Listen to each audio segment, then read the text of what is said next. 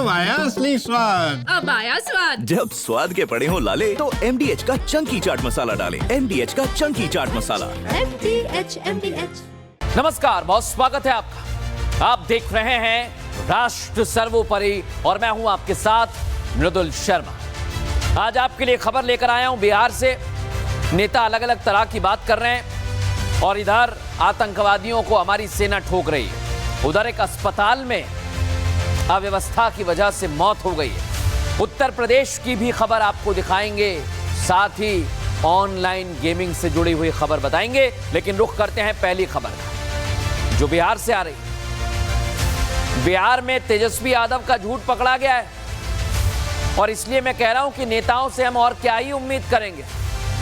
नेताओं की बात में आजकल सच कम होता है, झूठ ज्यादा होता है। और मैं ये आप सबको इसलिए बता रहा हूं क्योंकि नेता आपसे झूठ बोलते हैं, आप उसमें फंस जाते हैं और दिक्कत किसे होती है? आपको ही होती है। इसलिए कह रहा हूं, आपको ये समझना होगा कि ये नेता झूठ क्यों बोल रहे हैं, इसका कारण क्या है। वो खबरों में बने रहना चाहते हैं, आप समझिए। चुनाव आ गया है ना, क्योंकि जल्द ऐलान हो जाएगा, ताकि जब तक चुनाव आए तब तक बस चर्चा में बने रहे। और लालू के छोटे बेटे तेजस्वी यादव यही कर रहे हैं, यही देख रहे हैं वो अपना फायदा।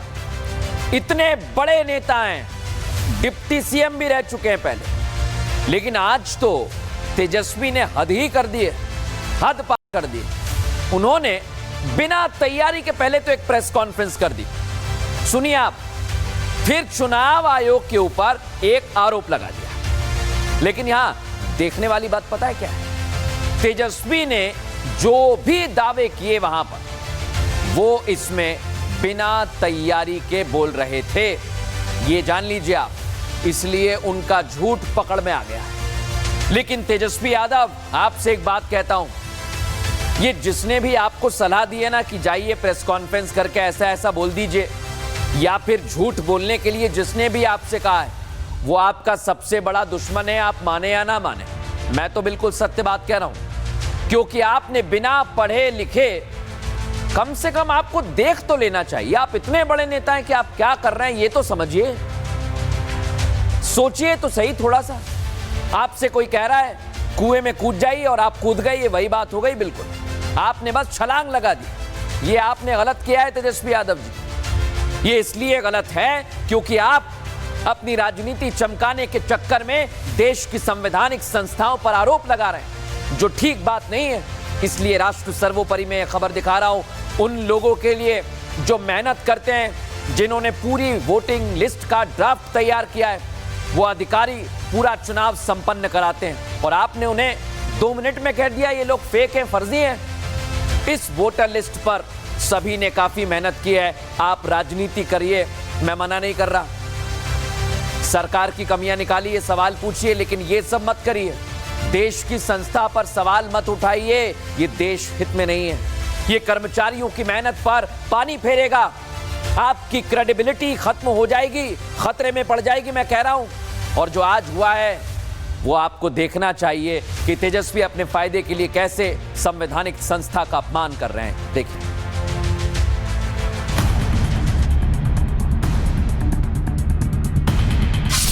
बिहार विधानसभा चुनाव होने में तकरीबन 3 महीने का वक्त बाकी है, लेकिन अभी से ही सियासी गलियारों में राजनीति का झोंका जोरों से चटक रहा है। और इसके पीछे की वजह केवल एक है, वो है वोटर वेरिफिकेशन। चुनावों में लड़ाई वैसे तो राजनीतिक दलों के बीच होती है, लेकिन अब की बार इसमें मुख्य किरदार चुनाव आयोग बन गया है। विपक्ष लगातार चुनाव आयोग पर बीजेपी के लिए वोटों की चोरी करने का आरोप लगा रहा है, जबकि चुनाव आयोग का स्पष्ट कहना है कि एसआईआर की प्रक्रिया सिर्फ असली वोटर्स को उनका अधिकार दिलाने के लिए की जा रही है। घुसपैठियों को लोकतंत्र के ढांचे में कील ठोकने से रोकने के लिए की जा रही है। अभी कुछ घंटे ही बीते थे कि चुनाव आयोग ने वोटर लिस्ट का ड्राफ्ट चुनाव आयोग की वेबसाइट पर अपलोड किया, जिसमें मतदाता अपनी सारी डिटेल्स देख सकते हैं।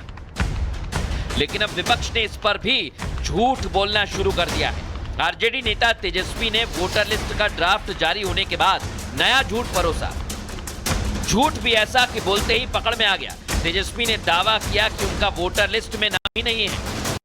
ये चुनाव आयोग तो पूरी तरीके से गोदी आयोग हो गया। चुनाव आयोग का जो रवैया है ये लोकतंत्र के लिए बहुत ही खतरनाक है। इस व्यवस्था में ये चुनाव कैसे कराएंगे? आपने पहले से तय कर दिया कि फलना पार्टी को ही सरकार में लाना है। ये एप्लीकेशन है, मेरा भी नहीं है। हम चुनाव कैसे लड़ेंगे? तेजस्वी ने अपने दावे को साबित करने के लिए इलेक्शन कमीशन की साइट खोलकर उसमें अपना EPIC नंबर डालकर दिखाया और दावा किया कि नंबर डालते ही नो रिकॉर्ड्स फाउंड आ रहा है। ये चुनाव आयोग का एप्लीकेशन है और मेरा EPIC नंबर हमने इसमें डाला है। What does it mean? Tejashwi को ना जाने ये नसीहत किसने दे दी। वो भूल गए थे कि ये डिजिटल इंडिया है। यहाँ कोई भी डेटा निकालने के लिए सरकारी दफ्तरों के चक्कर नहीं काटने पड़ते, एक क्लिक पर सारा काम हो जाता है। इसलिए तो चुनाव आयोग ने हाथों हाथ तेजस्वी के झूठ को एक्सपोज कर दिया।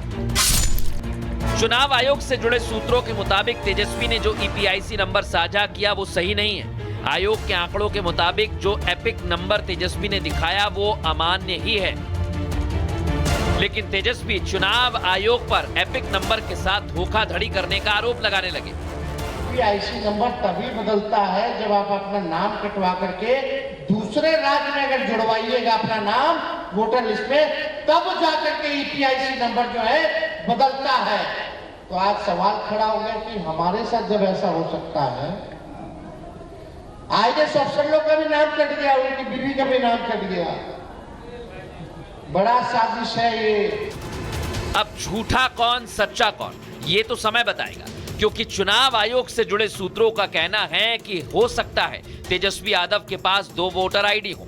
हालांकि अब इस पूरे मामले की जांच हो रही है। अगर तेजस्वी के पास फर्जी कार्ड मिला तो उनके खिलाफ कानूनी कार्रवाई की जा सकती है, क्योंकि EPIC नंबर एक खास नंबर होता है जो वोटर ID कार्ड पर होता है। ये नंबर हर वोटर को अलग अलग दिया जाता है ताकि उसकी पहचान सुनिश्चित हो सके। EPIC नंबर बेहद जरूरी होता है क्योंकि इसी के जरिए वोटर अपना रिकॉर्ड ऑनलाइन चेक करते हैं और वोटर लिस्ट में अपना नाम खोज सकते हैं। लेकिन तेजस्वी ने तो अब इस पर ही सवाल उठा दिए। तेजस्वी की जिस तरह से पोल खुल रही है वो बता रहा है कि चुनाव में जीत के लिए कैसे संवैधानिक संस्था का अपमान भी उनके लिए छोटी बात हो गई। इससे पहले भी तेजस्वी यादव कह चुके हैं कि विपक्ष बिहार चुनाव का बहिष्कार करेगा। चुनाव का क्या मतलब रहेगा जब लोकतंत्र में जनता ही वोट नहीं देगी? तो हम लोग इस पे गंभीर होकर के चुनाव बहिष्कार पर चर्चा हम लोग कर सकते हैं। ये वही तेजस्वी हैं जो बहिष्कार करने चले थे, लेकिन चुनाव आयोग को घेरने के चक्कर में खुद ही अपने जाल में फंस गए। बीजेपी को अब उन पर तंज करने का मौका मिल गया है। तेजस्वी यादव तो 9वीं फेल हैं, तो उनको तो बुद्धि है कि नहीं है पता नहीं, लेकिन जानकारी का अभाव है। ये भी कपटी है बिल्कुल राहुल गांधी की तरह ही। तेजस्वी जी ऐसा ही राजनीति करते रहते हैं ना, तथ्यों से उनको कोई लेना देना नहीं है। बिना तथ्य की राजनीति को वो करते रहते हैं। तो अब इलेक्शन कमीशन ने जब बता दिया तो फिर उसमें कोई किसी की सफाई की क्या जरूरत है? तेजस्वी यादव ने SAR की प्रक्रिया पर सवाल उठाने के लिए अपने ही पैरों पर कुल्हाड़ी से वार कर दिया। तभी तो बीजेपी ने फौरन उनकी योग्यता पर सवाल उठाया। अब तेजस्वी यादव की चोरी पकड़ी गई तो चुनाव आयोग पर नए आरोप लगने लगे। पारदर्शिता से चुनाव ना कराने के आरोप बढ़े जा रहे हैं, लेकिन वो ये भूल गए हैं कि वो एक नेता होने से पहले देश के नागरिक हैं। जो इलेक्शन कमीशन पर सवाल उठा रहे हैं ये विश्व भर में गलत संदेश भेज सकता है। इससे देश की छवि बिगड़ सकती है। एक जनप्रतिनिधि होने के नाते ये गरिमा उन्हें बनाए रखनी चाहिए। देखा आपने कैसे झूठ बोल दिया, सफेद झूठ आ गया ना पकड़ में। अब इसलिए कहते हैं नेताओं से आपको बचकर रहना पड़ेगा। लेकिन अब जो खबर मैं आपको बताने वाला हूं वो एक और नेता की है। राष्ट्र सर्वोपरि में एक और नेता की बात करूंगा। वो भी इसी तरह से बस बरगलाने में लगे हुए हैं। उनका फोटो आ गया है मेरे पास, ये देखिए। क्योंकि उन्हें लगता है कि वो सनसनीखेज बातें करेंगे और जनता उनके जाल में फंस जाएगी। ये अभी भी लग रहा है उन्हें, यही हास्यास्पद बात है क्योंकि ऐसा हो नहीं पा रहा है। ये अभी तक कोशिश राहुल गांधी की जो है ये कामयाब नहीं हो पाई और इसका सीधा मतलब यह है कि हमारे देश की जनता सब जानती है इन्हें पता है किस पर विश्वास करना है, किस पर नहीं करना है, क्योंकि राहुल गांधी कह रहे हैं, सुनिए जरा इसे, बड़ी दिलचस्प बात है। कह रहे हैं कि मेरी जेब में एक बम रखा हुआ है, ये राहुल गांधी कह रहे हैं, और ये बम जब फटेगा, जब वो फोड़ेंगे तो भूचाल आ जाएगा, ऐसा वो 2 दिन से कह रहे हैं। जैसे ही ये बयान दिया ना उन्होंने, सभी को लगा कि अब तो कुछ बड़ा जरूर कर देंगे राहुल गांधी इतने दिनों बाद। सभी इंतजार में लग गए कि भाई राहुल कब बम फोड़ रहे हैं, कब फोड़ रहे हैं, कब धमाका करेंगे, अब करें तब करें। कुछ नहीं हुआ, घंटे बीत गए, दिन बीत गए, अगला दिन आ गया, कुछ नहीं हुआ।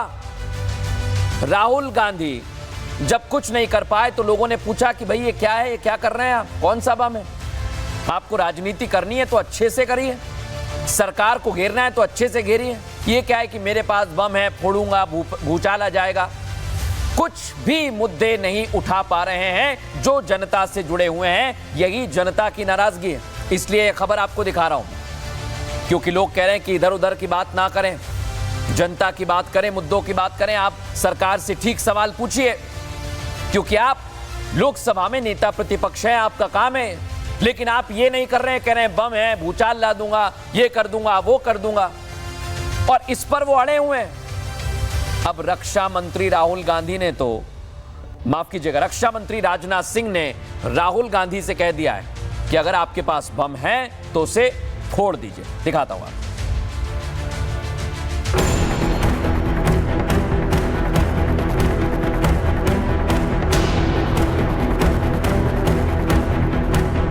बिहार चुनाव से पहले ही पक रही रिजल्ट वाली रेवड़ी का मीठा स्वाद चखने के लिए सत्ता में बैठी पार्टी हो या विपक्ष, सभी ने एड़ी चोटी का दम दिखाना शुरू कर दिया है। लेकिन अब बिहार विधानसभा चुनाव केवल बिहार तक सीमित नहीं रह रहे, क्योंकि बिहार में एसआईआर प्रक्रिया शुरू होते ही सियासी पारा पूरे देश में हलचल मचा रहा है। ये ऐसा फैला कि जैसे कोई वायरस। बिहार चुनाव को लेकर चल रही राजनीतिक हलचल में कांग्रेस नेता राहुल गांधी बार बार चुनाव आयोग पर आरोप लगा रहे हैं कि उनके पास वोटर लिस्ट में हेर फेर और वोट चोरी के पुख्ता सबूत हैं, जो एटम बम की तरह काम करेंगे। ये बात उन्होंने कुछ ही घंटों में 2 बार दोहरा दी और चुनाव प्रक्रिया पर एक बार फिर सवाल खड़े कर दिए। I say with absolutely no doubt that we have proof. When they give booth-wise paper versions of the voting list, that document cannot be scanned, it cannot be copied. 6.5 lakh voters and 1.5 lakh of those voters are fake. You will see the shockwave that is going to go through the electoral system when we release this data. It's literally like an atom bomb. Because the truth, my friends, is that the election system in India is already dead. The Prime Minister of India is the Prime Minister of India with a very slim majority. If 15 seats were rigged, he would not be the Prime Minister of India. Bihar चुनाव से पहले जब राहुल गांधी ने atom bomb फोड़ने की धमकी दी तो रक्षा मंत्री राजनाथ सिंह ने राहुल गांधी को जवाब पटना की धरती से दिया और कह दिया कि अगर उनके पास सबूतों का एटम बम है तो उसे तुरंत टेस्ट कर देना चाहिए, फोड़ देना चाहिए। नेता प्रतिपक्ष ने फिर से एक अनर्गल बयान दिया है और उन्होंने कहा है कि चुनाव आयोग द्वारा वोट चोरी को लेकर उन्होंने सबूतों का एटम बम तैयार किया है। मैं तो राहुल जी से यही कहूंगा कि जल्दी से जल्दी एटम बम फोड़ दीजिए, विलंब मत कीजिए, बस अपने आप को संतुलित और सुरक्षित रखिए। संवैधानिक संस्थाओं को उनका काम करने दीजिए, यह हमारी राहुल जी से अपील है। राहुल गांधी समेत पूरा विपक्ष जिस तरह से पिछले चुनाव में अपनी हार की समीक्षा करने के बजाय चुनाव प्रणाली को ही कटघरे में खड़ा कर रहा है, वो विपक्ष की सिकुड़ती मानसिकता को दर्शाता है। राहुल गांधी जिस तरह देश की सबसे बड़ी संवैधानिक संस्था को मरा हुआ बता रहे हैं, ये दर्शाता है कि कैसे एक सियासी स्क्रिप्ट पूरे के पूरे लोकतांत्रिक ढांचे पर सवाल खड़े कर रही है। इसलिए बीजेपी राहुल गांधी को झूठ का शहंशाह बता रही है। श्रीमान राहुल गांधी जी को थोड़ा इस पर विचार करना चाहिए कि 2014 में, 2019 में देश की जनता ने कांग्रेस पार्टी को विपक्ष का नेता बनने लायक भी सीटें नहीं दी और इस बार भी कांग्रेस की 100 सीटें नहीं हो पाई। वो अपनी पार्टी की चिंता करें। राहुल गांधी तो ऐसी ऐसी बातें बोलते हैं कि वैसा आदमी तो बच्चा आदमी भी नहीं बोल सकता है। थोड़े ना बम्मा, कौन उनको मना कर रहा है? राहुल गांधी इंडियन पॉलिटिक्स के पिनोकियो है। झूठ बोलना इनकी फितरत में है। ये राहुल गांधी वही है जो झूठों के शहंशाह है।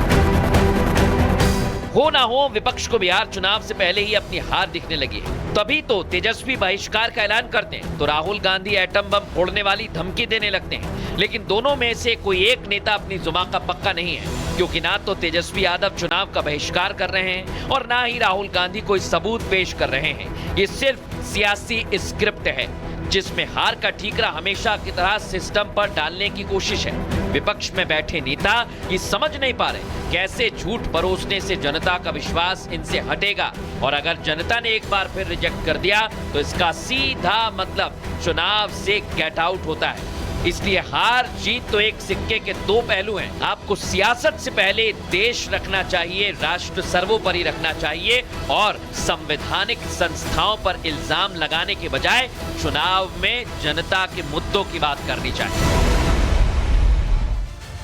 हम तो यही कह रहे हैं कि जनता के मुद्दों की बात करेंगे तो आपको सफलता मिलेगी, नहीं तो आप ऐसे ही एटम बम फोड़ते रह जाएंगे। बहरहाल खबरों में आगे बढ़ेंगे। अब बात करूंगा आपके स्वास्थ्य की। उत्तर प्रदेश में जहां अस्पताल में सुविधा की उम्मीद के साथ आम आदमी जाता है, लेकिन आपको पता है यहां पर सुविधा नहीं है, यहां तो सिर्फ आपको परेशान करने वाले हैं। सारे अस्पतालों में आपको ये लोग मिल जाएंगे जो आपको परेशान करेंगे। लेकिन एक बात कह दूं, कई लोग हैं जो आपकी मदद करते हैं, उनकी संख्या बहुत कम है, लेकिन परेशान करने वालों की संख्या बड़ी ज्यादा है। इतनी ज्यादा है कि आपको हर अस्पताल में मिलेंगे। ये सिर्फ आपको दिक्कत में नहीं लाते हैं, ये आपकी जान लेते हैं। ये ऐसे सिस्टम में आ गए हैं, खुद बेकार हैं, ये बिल्कुल किसी काम के नहीं हैं और स्वास्थ्य व्यवस्था को और ज्यादा खराब कर रहे हैं। और पता है इसकी वजह से क्या हो रहा है?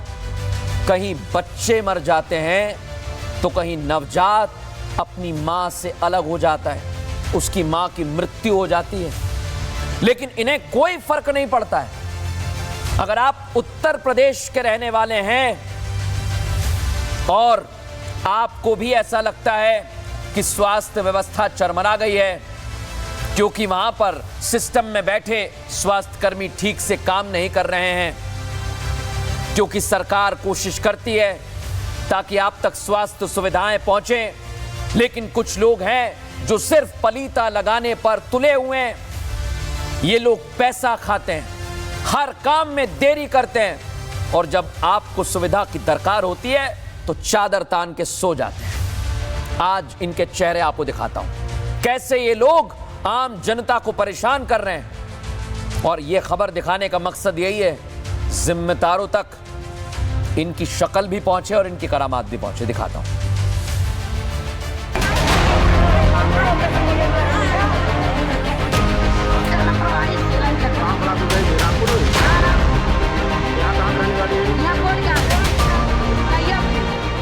अच्छी शिक्षा और अच्छी स्वास्थ्य व्यवस्था का अधिकार सभी को है। चुनावों के समय इन्हीं वादों और दावों के बल पर सरकारें बनती और बिगड़ती हैं, लेकिन यही दावे जब खोखले साबित हो जाएं तब क्या?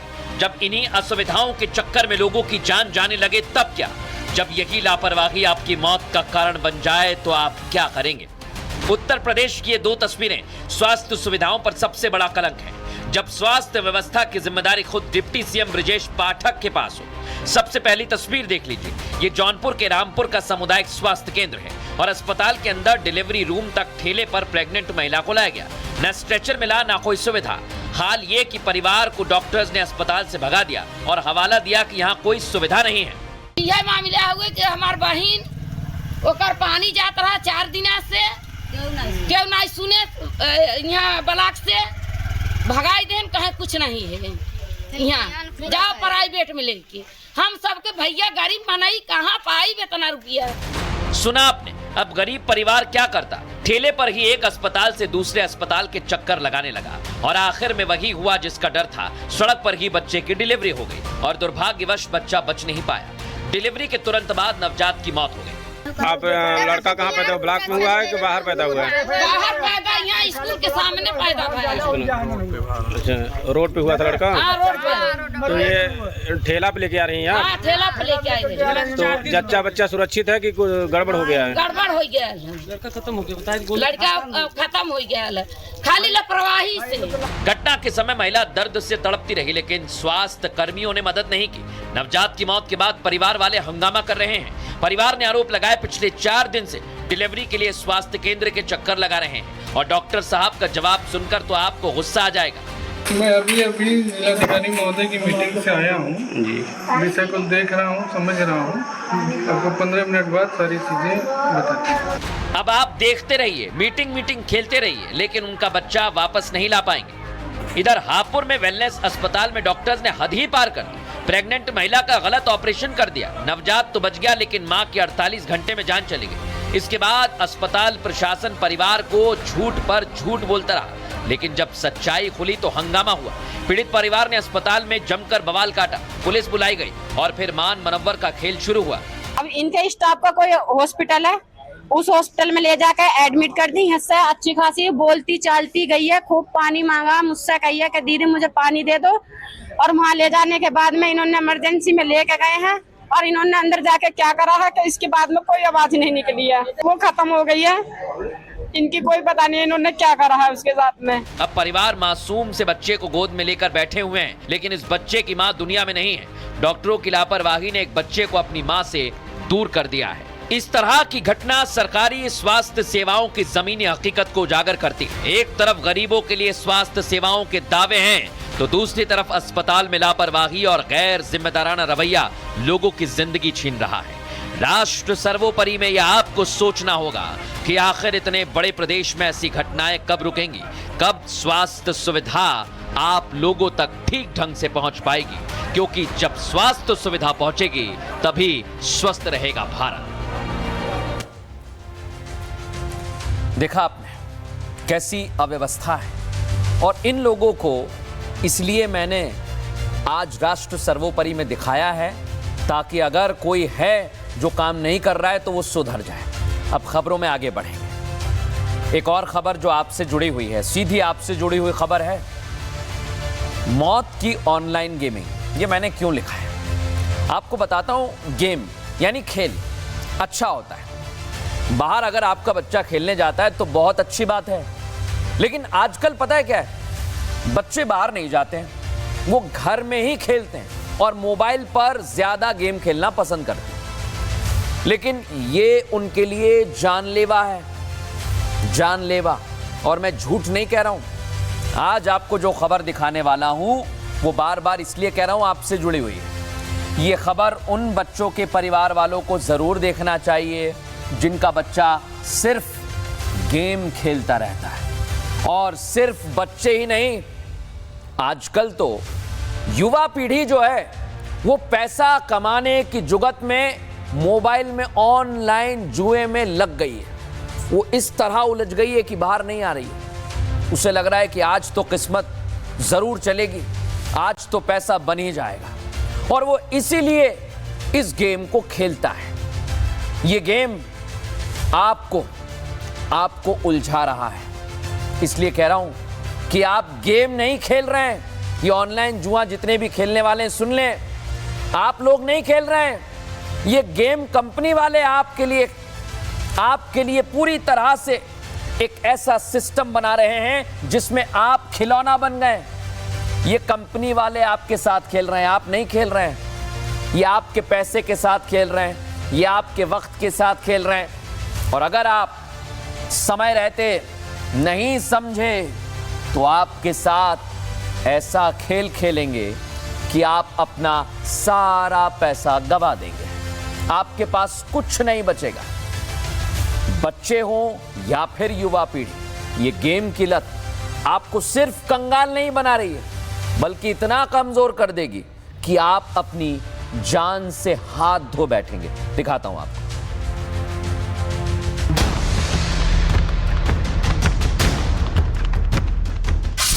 ऑनलाइन गेमिंग का नशा पूरे भारत में 6G की स्पीड से भी कई गुना तेज दौड़ने लगा है।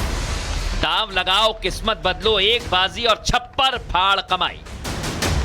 और एक क्लिक से करोड़ों जीतने का मौका। ये लालच छोटे से शुरू होता है, फिर लाखों की हार के बाद जिंदगी और मौत के बीच लाकर खड़ा कर देता है। और अब इस नशे का शिकार आपके छोटे छोटे मासूम भी होने लगे। ये नशे का खुमार बच्चों के दिमाग पर इतने घातक तरीके से फैल रहा है कि बात हत्या और आत्महत्या तक जा चुकी है।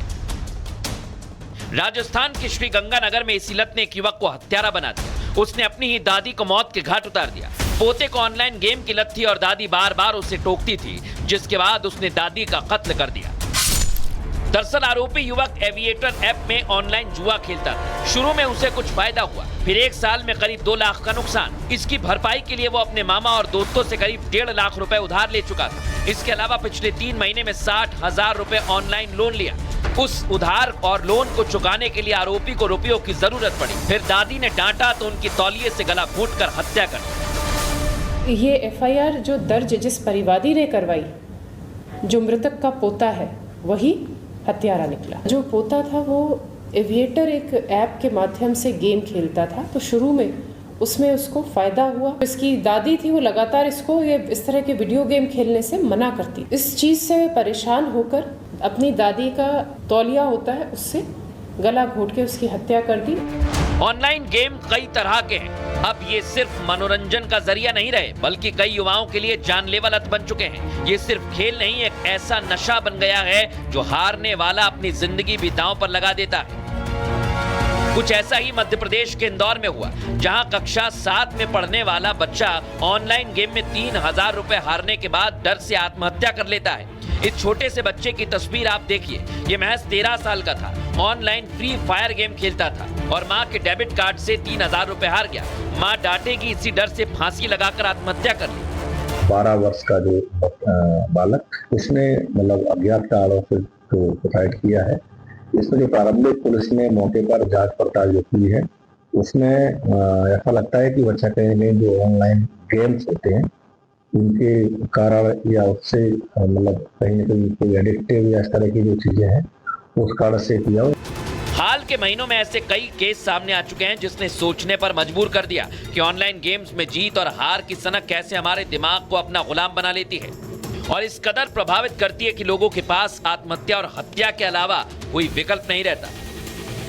अब राष्ट्र सर्वोपरि में यही सवाल कि डिजिटल इंडिया की तरफ से तेजी से बढ़ते भारत में जब हर बच्चे के हाथ में मोबाइल है तो हमारे मासूम कितने सेफ हैं? अरबों का बाजार करने वाले ऑनलाइन गेम्स क्यों इसके लिए आगाह नहीं करते और आखिर कब तक ऐसे ही हमारे मासूम मरते रहेंगे? राष्ट्रहित में हमने ये खबर आपको दिखाई है ताकि आपके बच्चों की तरफ आपका ध्यान जाए और आप उन्हें इस तरह के गेम की लत से बचा सकें। देखा आपने, सिर्फ बच्चे ही नहीं, युवा पीढ़ी भी इसमें फंस रही है। इसलिए आपको और हमें इनको उस जाल से बाहर निकालना है, राष्ट्रहित में सोचना है। खबरों में आगे बढ़ेंगे। आज आपके लिए एक और खबर लेकर आए हैं। खबर है आतंकवादियों की।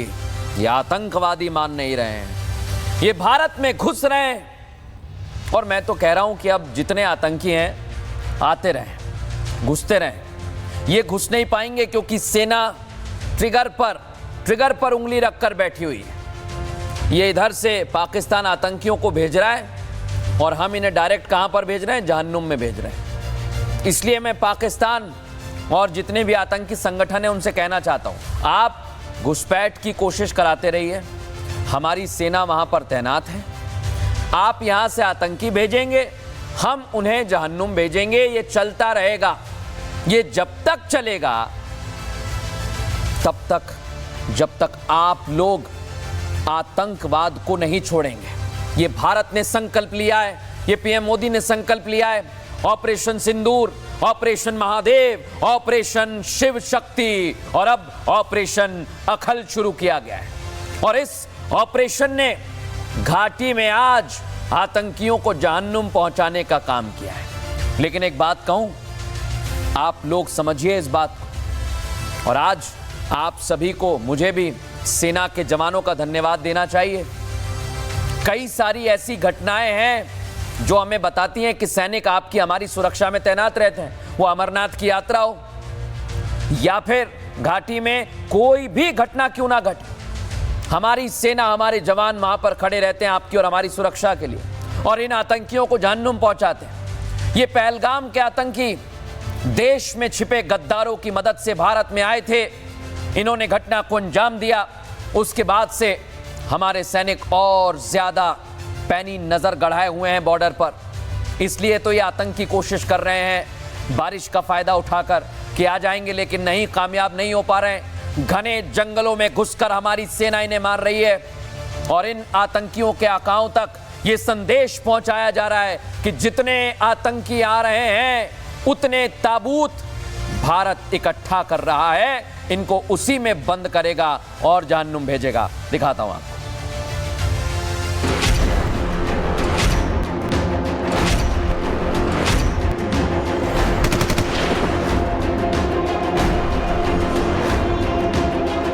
एक तरफ भारतीय सेना के ऑपरेशन सिंदूर ने हर भारतीय का सिर गर्व से ऊंचा किया, छाती चौड़ी कर दी, तो वहीं दूसरी तरफ विपक्ष ने ऑपरेशन सिंदूर को लेकर सियासी बवाल खड़ा कर दिया। ऑपरेशन सिंदूर को लेकर सरकार पर सवाल उठाए और सेना के जवानों के मनोबल को गिराने में कोई कसर नहीं छोड़ी। लेकिन हमारी सेना लगातार आतंकियों का काल बनी हुई है। इसी का नतीजा कि ऑपरेशन सिंदूर के सफल होने के बाद ऑपरेशन महादेव के तहत पहलगाम हमले में शामिल 3 आतंकियों को ढेर किया गया। फिर आया ऑपरेशन शिव शक्ति, जिसमें 2 आतंकवादियों को ढेर किया और फिर सेना के जाबाज सिपाहियों ने ऑपरेशन अकल के तहत 5 आतंकवादियों को मार गिराया। ये जज्बा, ये हौसला, ये ताकत हमारे देश की सेना की है। जो संकल्प पीएम मोदी ने आतंकवाद की सफाई के लिए लिया है, उसे लगातार अंजाम तक पहुंचाने के लिए सेना के जवान काम कर रहे हैं। इन्हीं जवानों के बल पर पीएम मोदी हुंकार भर रहे हैं कि भारत पर जो वार करेगा वो पाताल में भी नहीं बच पाएगा। भारत पर जो वार करेगा वो पाताल में भी नहीं बचेगा। दुर्भाग्य से ऑपरेशन सिंदूर की सफलता पर हमारे देश के कुछ लोगों को भी पेट में दर्द हो रहा है। इन लोगों को काशी की धरती से कहना चाहता हूं, ये नया भारत है। ये नया भारत भोलेनाथ को भी पूजता है और देश के दुश्मनों के सामने काल भैरव भी बन जाता है। पीएम मोदी ने एक तरफ जहां भारतीय सेना पर अपने मजबूत भरोसे का परिचय दिया, तो विपक्ष पर हमला बोला, क्योंकि विपक्ष में बैठे नेता जो सियासत के लिए, वोट बैंक के लिए कुछ भी दांव पर लगाने को तैयार हैं। पहले यही विपक्षी थे जो ऑपरेशन सिंदूर पर चर्चा की मांग कर रहे थे। अब जब सरकार ने सदन में चर्चा की, लेकिन चर्चा के वक्त जबरदस्त हंगामा किया।